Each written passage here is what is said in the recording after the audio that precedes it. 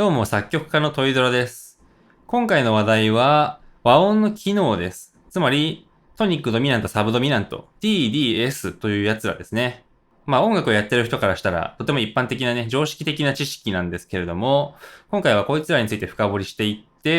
った結果 TDS なんかないんじゃないかという虚無の境地に至ろうと思います。ではまず簡単におさらいといきましょうか。TDS どういうものだったのか。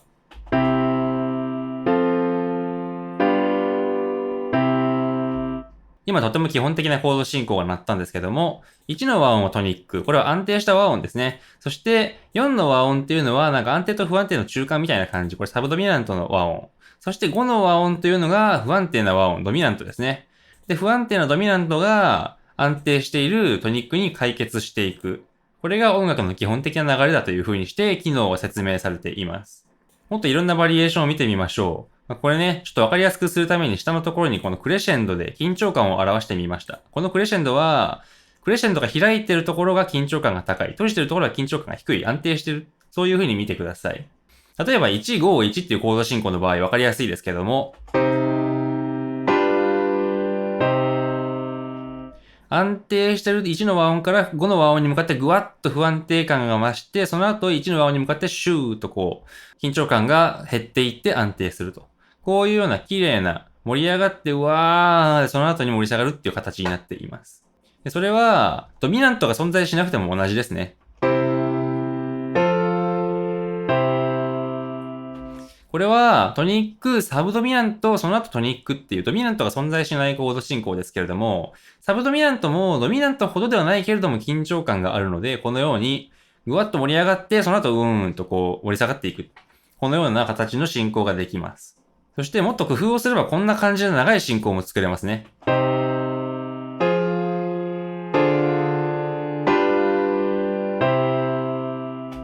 はい。このコード進行では2小節間かけて緊張感をぐわーっと増していって、それを最後にここでうわーっと解消すると。そういうコード進行になっています。トニックからサブドミナント2個使って贅沢に盛り上げていってるという、そういうコード進行ですね。このように音楽というのは、まず安定したところから始まり、その後不安定感を増していって、それが頂点に達した後で、ドカーンと安定をまたすると。そういった振り子のような動きをしています。安定と不安定を何回も何回も繰り返すんですね。この振り子の動きというのが音楽の推進力になっているわけです。そしてそのような和音の安定感を示すのが和音の機能 TDS なんですけれども、じゃあ具体的にそれぞれの和音がどういう機能を持っているのかというのをちょっと見ていこうと思います。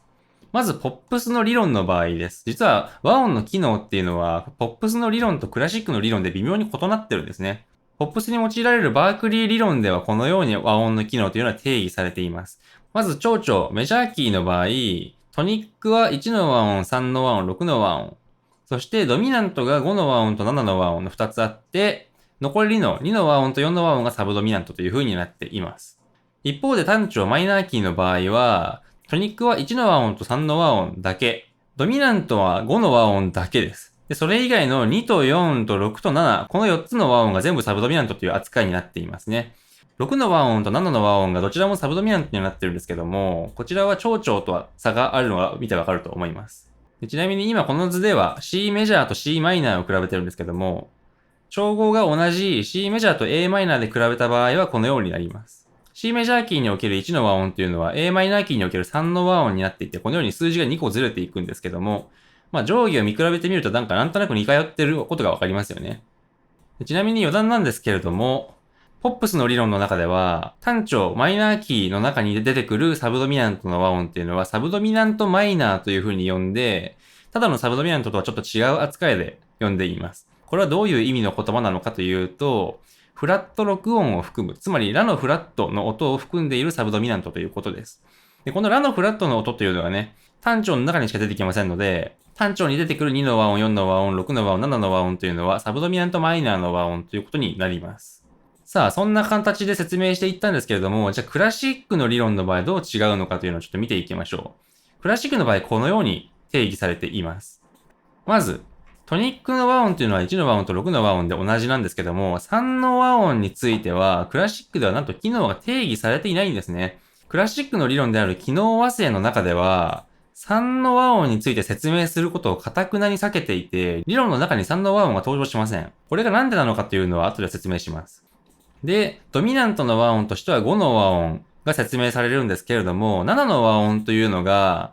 一応ドミナントとして解釈できるんだけども、やっぱり定義されていません。クラシックの理論の中では、3の和音と7の和音だけ仲間外れにされていて説明されないんですね。ただし、7の和音というのは一応、5度7の和音の第一点階形という風に捉えることができますので、ドミナントと考えていいでしょう。そして2の和音と4の和音がサブドミナントであるという部分は一緒です。長調に関しては、ポップスもクラシックも、3の和音が定義されてないということ以外は全部一緒なんですけれども、単調の方はね、ちょっと違うんですね。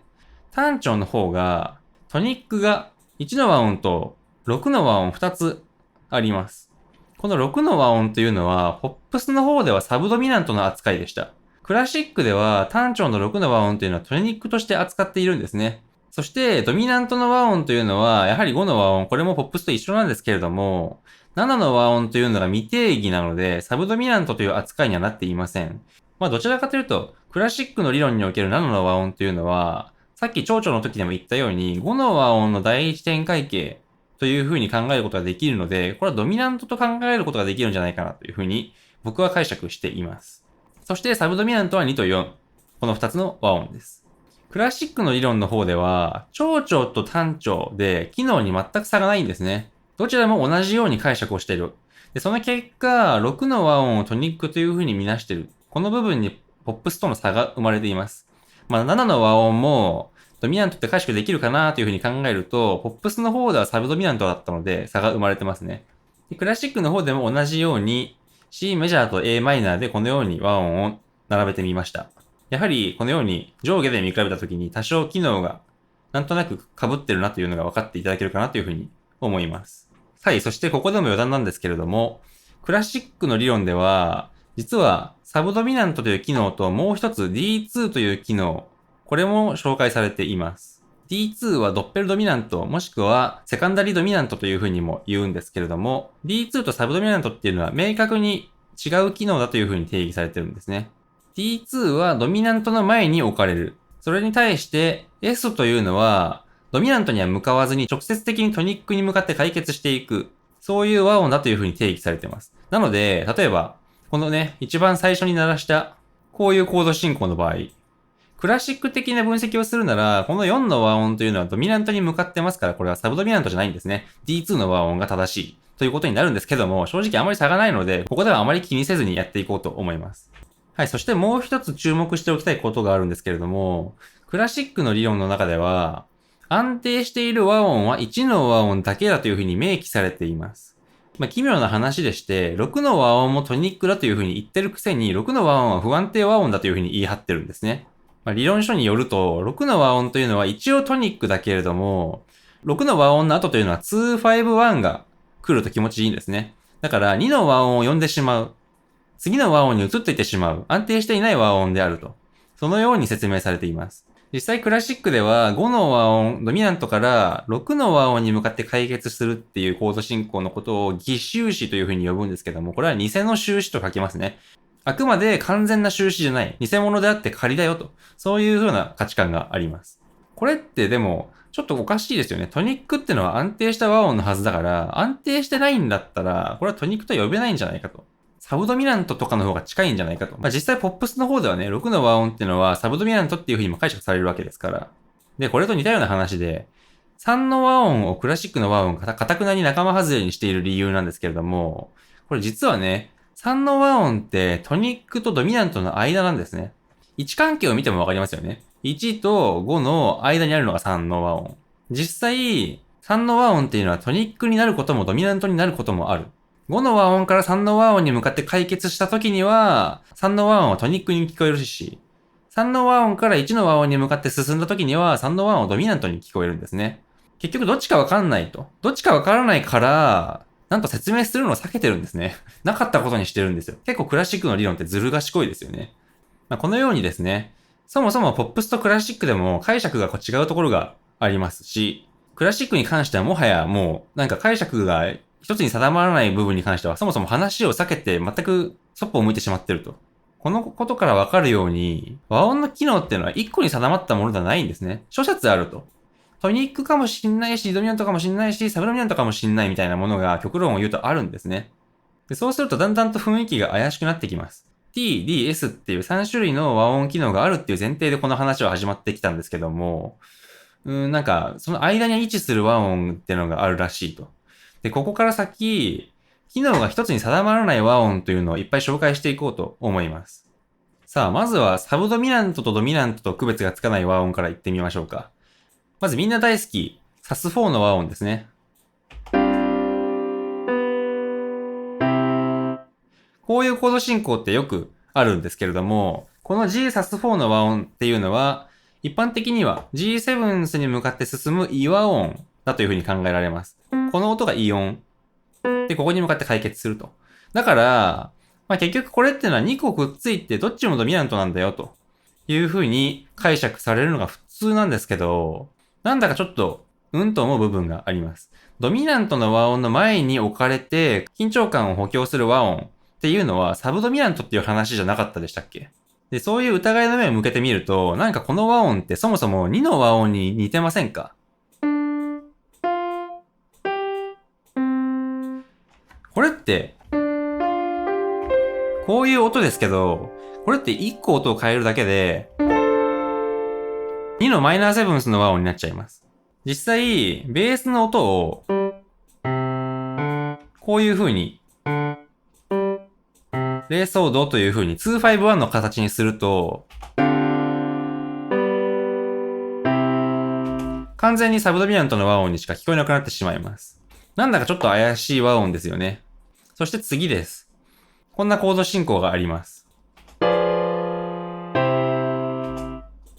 F ディミニッシュセブンスから C へ進むっていうコード進行ですね。クラシック音楽の分析の仕方をすると、単調の中に出てくる和音で、4の和音に対して負荷四録をしたと。で、その上で第5音を省略した和音。ちょっと斜線を引き忘れてたんですけども、はい。このような和音ということになります。なので、つまり4の和音なんですね。サブドミナントの和音として考えることができます。でただ、この和音って実は、G7 スフラットナインスという和音からルートを省略した、そういう和音だというふうにも考えられるわけです。この場合 G7 スの和音は当然ドミナントの和音になってしまうので、これって4の和音なのか、それとも5の和音なのか、どちらとも解釈ができて分からなくなってしまいます。サブドミナントかドミナントか区別がつかないんですね。そしてさらに、F7 スから C へ向かうというようなコード進行も考えられることができます。このコード進行は、ポップス的な考え方をするならば、4の和音があって、ちょっとそれがなんか、ブルースみたいな感じで、かっこいい感じで、ちょっとこう音がフラットしたと。そういう風に考えることができるので、これはサブドミナントなんですけれども、いやいや、これは、5度7の和音、つまりドミナントの和音が、下に2回ずれたんだよと。5度7の和音の下全ずれの和音だと。そのようにズレ和音として解釈をすると、なんとドミナントになっちゃうんですね。実際、このような形のドミナントの和音というのは、ドビュッシーとかがよく使っています。そして、こんな和音もあります。単調の中に出てくる5のマイナーセブンスという和音ですね。この場合は G マイナーセブンスから C マイナーへ進んでるんですけども、5のマイナーの和音、ドミナントマイナーという風に呼ばれる和音ですね。これっていうのはドミナントとして出てくるメジャーコードに比べて緊張感というのがかなり薄いんですね。つまり、ここをこのようにしてね、これを G7 スにしちゃえば完全にドミナントです。なんだけど、ここね、音を半音下げてしまって、マイナーセブンスにすると途端にドミナントっぽさが薄れちゃうんですね。なんか、ススッといっちゃったなと。あんまりこう緊張解決っていうドラマチックな感じがないなというふうに思うので、人によっては、このドミナントマイナーの和音、5のマイナーセブンスの和音はサブドミナントじゃないかっていうふうに言う人もいます。さあ、こんな感じで全然定まらないんですけども、次にサブドミナントなのかトニックなのかわからないコードを紹介していこうと思います。まずこれですね。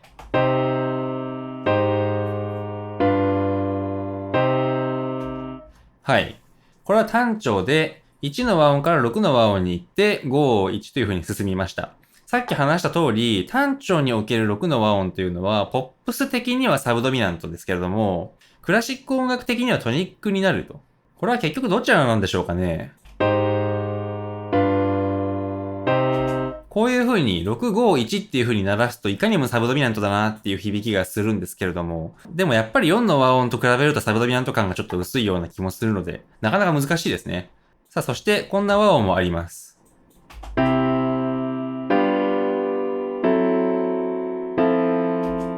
ここに出てくる4のシャープマイナーセブンスフラット5という和音ですね。この和音っていうのはみんなが大好きなクリシェの中でよく使われています。こういうクリシェですね。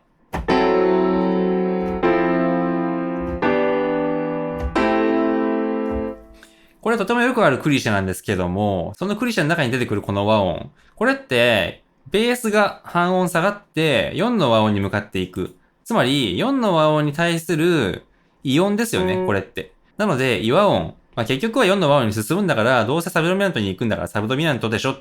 という風に考えることもできるんですけど、なんと、ポップスの理論の中ではこの和音トニックなんですね、実は。ポップスの理論の中でも、トニックとも紹介されているし、サブドミナントとも紹介されているっていう被りがある和音です。この奇妙な和音がなんでトニックなのかっていうのはちょっと意外に思うかもしれないんですけども、この上の部分だけ見てもらうとわかりやすいですね。これ上の部分だけ見ると実は a マイナーになっています。a マイナーっていうのは6の和音、つまりやっぱりトニックの和音なんですね。なので、ベースがちょっとくっついちゃってるけど、トニックと言ってもいいんじゃないかなというふうにも解釈できる。実際5の和音からこの和音に解決することができます。そういう理由で、このシャープ4マイナーセブンスフラット5という意外な和音もサブドミナントトニックわからない和音になっています。さあ、そして最後に、ドミナントなのかトニックなのかわからない和音について紹介します。ドミナントとトニックって一番機能的には離れてるはずなので、なんでここが区別できないんだよって不思議に思うかもしれませんが、あるんですね。まずさっき話した3の和音です。さあ、今のこのとてもシンプルなね、5、3、1というコード進行。これ機能わかりますか？ 5 の和音がドミナントで1の和音がトニックなのは確かだけど、3の和音ってじゃあ機能的には何なんでしょうか？ 5 から3に行った瞬間は解決感があるんですね。なんだけど、3から1に行った瞬間っていうのも解決感があります。やはりこの場合の3の和音って、ドミナントなのかトニックなのかわからないんですよね。そしてもう一個意外と気づかない和音なんですけども、1の第二点階形という和音ですね。1の和音の下で、ソが鳴ってると。C on G というような和音。これも、実は、どっちかわかんないんですね。このコード進行なんですけども、ここからここに行くときにね、微妙に解決感があるんですね。曲によっては実際にこの和音がドミナントとしてジャーンって鳴らされていることもあります。そしてクラシックの理論の中でも、この1の第二点階形という和音はドミナントというふうに定義されています。なんだけどじゃあ、例えばこういうね、こういうよくある伴奏を、これいちいち、トニック、ドミナント、トニック、ドミナントというふうには考えない。普通は全部まとめたトニックだというふうに考えます。だから、この C 音 G、1の第二点階形という和音も、やはり、ドミナントとして働く時もあるし、トニックとして働く時もある。そういう微妙な和音なんですね。さあ、こんな風に考えてくるとなんだかよくわかんなくなってきますよね。TDS って一体何だったんだろうかなという風に。実は和音の機能なんていうのはないんじゃないかという風に思えてこないでしょうか。TDS なんて本当にあるのという風にね。3つに無理やりカテゴリー分けをしてみたわけだけど、このように眺めてみると実は不完全で、その間に食い込んできちゃうような和音っていうのはとてもたくさんあるわけです。で、それ以前にそもそも、サブドミナントってなんだよって思ったことありませんか？トニック、ドミナントはわかります。トニックは安定した和音。ドミナントってのは不安定な和音だと。それはわかるんですけど、サブドミナントってなんだよと。サブドミナントって定義不可能ですよね。トニックほど安定はしてないけど、ドミナントほど不安定でもない和音で、ドミナントの前にくっつく、そういう和音ですと。こういうすごく曖昧な定義のされ方をしてるんですけど、かなり怪しいですよね。一体サブドミナントをたらしめている要素ってあるんでしょうか？で、こういう風に話し始めていけば、ドミナントもそもそもじゃあドミナントをたらしめてる要素ってのは、これだって言えるものはあるのかって言われるとないわけですよ。なんとなく解決感が強い和音、このようにざっくりと感覚的に定義されています。トニックだってそうですよね。1の和音に安定感を感じるっていうのは不思議と人間みんなそうだったんですけども、実は昔の人たちの耳っていうのはそういう風には感じてなかったんですね。1の和音の中には第3音が含まれるんですけども、この音が含まれてるわけですけど、実はこの第3音が含まれる音っていうのはめちゃめちゃ昔の時代だと不協和音だったんですね。その時代には、こういう風に第3音が抜かれた和音、和音と言っていいのかわかんないですけども、パワーコードですかね。これが綺麗な響きで、これは不安定な響きだったわけです。さあ、こういうわけで、そもそも T も D も S もないんですね、実は。トニックドミナント、サルドミナントってのは幻想で、機能なんてものは存在しませんでした。で、ここで話を終わってもいいんですけど、ちょっとそれだといくらなんでも無責任すぎると思うので、僕なりの解釈っていうのを示してみようかなというふうに思います。ドミナントをドミナントたらしめているものっていうのは、実は3000音、トライトーンなんじゃないかなというふうに僕は考えています。つまり、一般的にドミナントだというふうに考えられている5のセブンスという和音、G セブンスですね。このセブンス、ドミナントセブンスの和音というのは中にトライトーンを含んでる。ということが一般的に知られているわけですけど、トライトーンさえ含んでればどんな和音でもドミナントになっちゃうんじゃないかというのが僕の仮説です。で、実際、トライトーンを含んでいるドミナントセブンスの和音で、5の和音以外にドミナントとしての機能を持つ和音ってのは山のようにあるんですね。ここに列挙してみました。まず当然5のセブンスの和音というのはドミナントですけれども、クラシックの理論の中では、ズレ和音、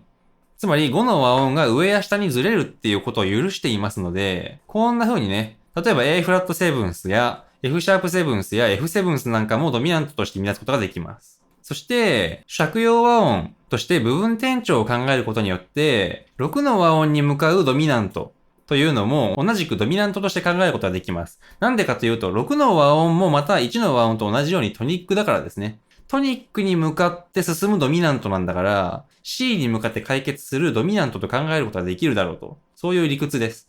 同じように考えることで、E フラットセブンスもドミナントなんじゃないかというふうに言うことができます。そして、6の和音じゃなくて3の和音もやはりトニックの一種ですから、3の和音に向かうドミナントも、つまり B セブンスや B フラットセブンスというのも、C の和音に向かって進むドミナントとして解釈することができます。そして、ポップスの理論の中では、裏コードというものが考えることができますから、C セブンスの裏コードである D フラットセブンスもやはり C の和音に向かって進むドミナントですね。こんな感じでね、9種類も考えることができました。別になんならドミナントセブンスに限らなくても、トライトーンを持ってる和音っていうのは他にもあるわけですけども、軒並みドミナント性が強いような感じがするんですね。実際に弾いて鳴らしてみるとわかるんですけども。つまり僕の解釈ですけども、ドミナントというのはトライトーンを含んでる和音。そして、それ以外の和音はトニックかサブドミナントに分類されるんだけども、1の和音とか6の和音とか3の和音みたいに、構成音が1の和音と似通っている和音っていうのはトニックというふうに考えて、それ以外の2の和音や4の和音っていう和音はサブドミナントとして考えると。こういうふうに考えると多少はしっくりくるんじゃないかなというふうに思います。本当は和音の機能なんていうのは分類できるものじゃないんですね。こういうふうにスペクトラム状になってる、グラデーションになってるんじゃないかなというふうに思います。解決している安定した音と緊張した音っていうのが両端にあって、その間にいろんな和音が分布しているっていうのが僕の最終的な結論ですね。例えば、一番安定した音っていうのは何の音なのかっていうと、実は単音です。これが一番安定した和音というか、音ですよね。音です。で、ここに第5音を加えて、例えばね、こういう風にすると、まだ解決感はとても強いです。だけど単音の時よりはちょっと不安定な音になっちゃって、で、ここに第3音を加えていくと。そうするとより不安定になる。だけどもまだまだ安定した和音ですね。で、第3音が、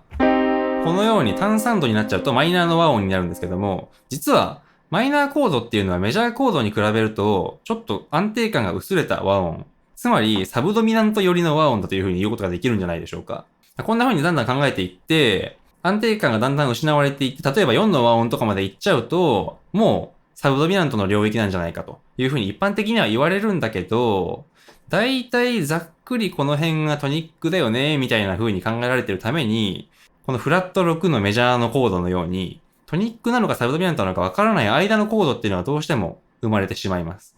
生まれてしまいますし、例えば同じトニックだからといって、じゃあ6のマイナーの和音と C の単音を比べたときには、どっちの方が安定してるかと言われたら確実に単音の方が安定はしています。だから、トニックの中にも序列はある。そういう風に考えられるわけです。で、この理屈でいけば同じように、サブドミナントとドミナントが重なる部分っていうのも当然あります。で、例えば5のメジャーの和音までいけば、明らかにドミナントの和音だっていう風にみんなが言うんですけども、それでもやっぱり、5の和音と5オーギュメントオンフラット2みたいな、こういう複雑な和音を比べたときには、明らかにこっちの和音の方が緊張感が強い。よりドミナント性が強い。で、5のメジャーの和音っていうのはドミナント性は低いという風に言うことができるんじゃないかなという風に思うわけです。そして、最も緊張した音っていうのは何かっていう風に言うと、トーンクラスターですね。もうなんかトライトーンがどうとかっていう話じゃないんです。トーンクラスターっていうのは全部の鍵盤を一気に弾いた音です。これですね。これが一番緊張した音に決まってるわけですね。で、もしくは無音、何も音が鳴ってない状態。神経が研ぎ澄まされてキーンとしてくる。この無音っていうのも一番緊張した音の一つなんじゃないかと思います。よく言われますよね。その音楽が一番緊張して盛り上がったところで、うわー次どんなのが来るんだーってなった時に無音が来ると、すごい緊張感。次何が来るのかワクワクする。そういう効果が得られると。無音が一番実は緊張した音。はい。というのがね、僕の考えですね。これは僕の考えた仮説なんですけれども、こういう風に考えると結局、和音にトニックドミナント、サブドミナントなんていう、はっきりわかるような機能っていうのは存在しないことになります。存在しないことにはなるんですけども、普段音楽のことを考えるときには、やっぱり TDS っていう3つの機能があった方が便利ですから、そういう風に考えるのが確実に間違いだとまでは言いません。ただ、やっぱり、わかりやすく割り切ることができるものでは本当はないけど、便利に考えるためにこういう風にね、3種類に分けて考えようかなと。そういう妥協があるっていうことを忘れないようにしたいですね。そうでないと、例えば、1の和音と6の和音っていうのは同じトニックなんだから、同じだけの安定感があるだろうとか考えちゃいますし、フラット6の和音についてね、いやいや、俺はポップスをやってるんだから、これは絶対サブドミナントなんだという風にしか言い張れないと。もしかしたらこれがトニックかもしれないっていう可能性を考えられないとか、そういう風になってしまいます。はい、そういうわけでね、今日の話は終わりなんですけども、音楽をより本質的に考えるために、こういうスペクトラムを考えてもいいんじゃないかなっていうのが今回の僕の提案でした。はい、というわけで、今回の動画は以上になります。面白いと思っていただけましたら、チャンネル登録、高評価等どうぞよろしくお願いいたします。では、ありがとうございました。